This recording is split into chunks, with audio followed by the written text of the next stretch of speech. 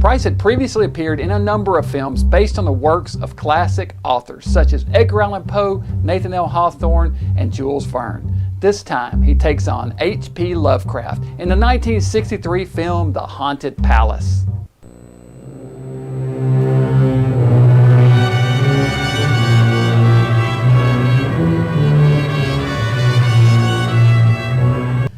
The story begins on a stormy night in the year 1765 in the town of Arkham. A young girl wanders trance-like through the woods to a desolate castle on the edge of town.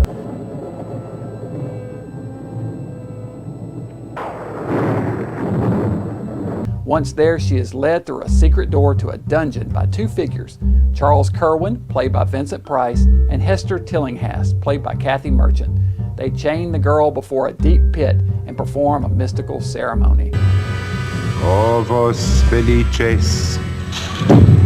Meanwhile, the local townspeople have become aware of the strange goings-on and have formed an angry mob. They advance on the palace and beat on the door. Curwin and Hester open the door and assure the mob that the girl is fine. However, they soon discover that she is still in a trance.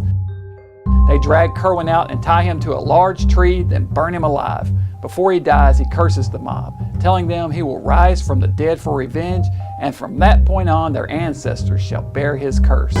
Burn him!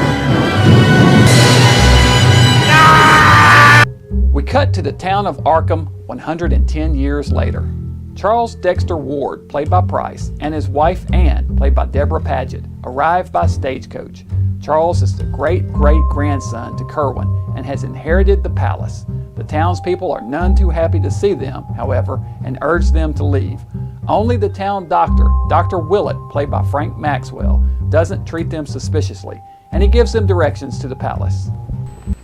There's the Curwin Palace over there on the cliff. They arrive and find the palace exactly as it was left 100 years prior, although it is in a serious state of neglect with dust and cobwebs everywhere. The place is empty save for a lone caretaker named Simon Orne, played by Lon Chaney Jr. They discover a painting over the fireplace that looks exactly like Charles and realize he is the spitting image of his ancestor. Something about the painting is odd, however, and Charles finds himself mysteriously drawn to it. One evening while in town, Charles and Anne suddenly find themselves surrounded by a number of townfolks who are hideously deformed. Dr. Willett later informs them that they were born mutated. The townsfolk blame Charles's ancestor Curwin, as he was a warlock who owned an ancient and terrible spell book called the Necronomicon, which contained formulas to communicate with and even summon the elder gods.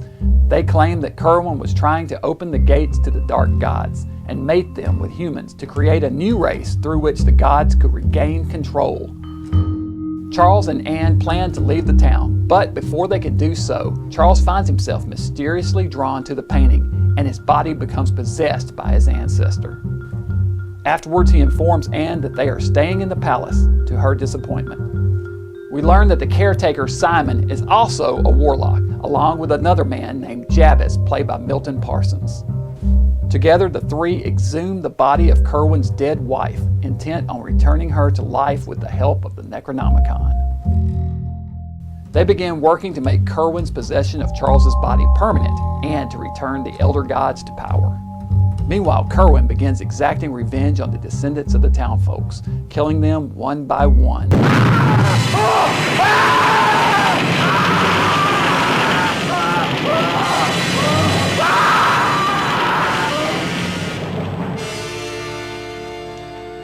When he is possessed, Charles becomes cruel and cold, especially towards Anne. Price does an excellent job with both roles. Where Charles is soft and kind, Curwin is evil and mean-spirited. Price pulls this off using mainly his facial features, body posture, and vocal inflection to convey the changes. It is not the hammy, tongue-in-cheek performance he's so well known for, but is played very straight and somewhat reminiscent of his performance in the later film, Witchfinder General. The Haunted Palace was produced and directed by Roger Corman and based on the H.P. Lovecraft story, The Case of Charles Dexter Ward. This is actually the very first feature film version of a Lovecraft story, adapted for the big screen by writer Charles Beaumont. Beaumont, interestingly, had written an episode of the TV series One Step Beyond in 1959 entitled The Captain's Guest, which featured a similar theme of a man possessed by a painting.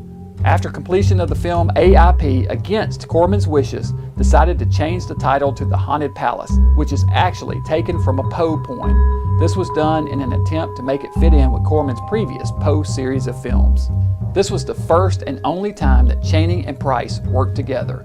Although the two were technically both in the film Abbott and Costello Meet Frankenstein, Price only contributed voice work for that one, and the set of The Haunted Palace was in fact the first time that the two legends met.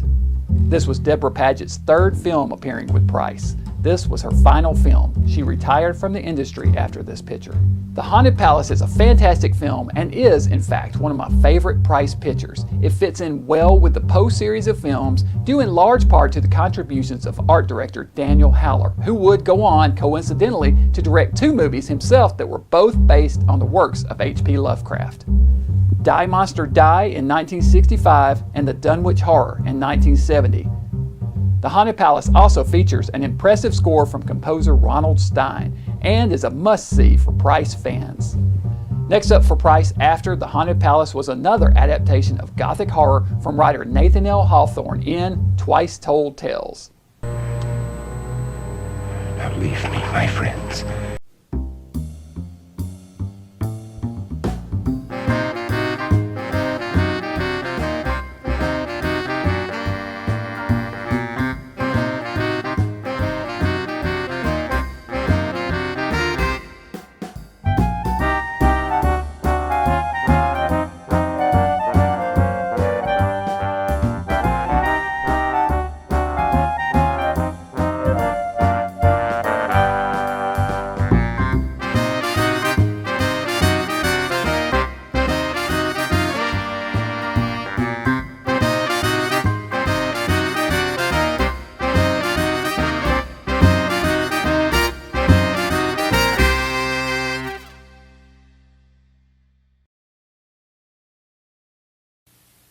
When you list your home with the Century 21 office, we look into every nook and cranny.